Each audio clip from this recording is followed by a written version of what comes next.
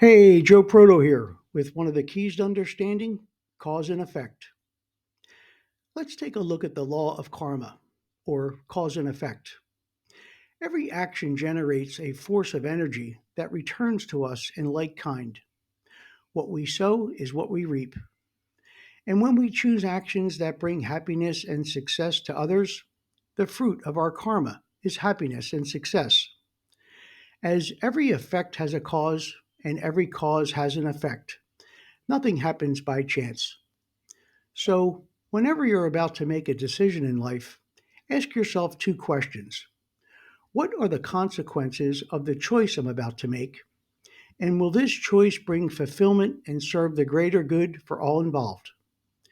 Remember, karma is not about punishment or revenge. It is about learning and growing. It's about creating a better world for ourselves and for others. Make it a great day.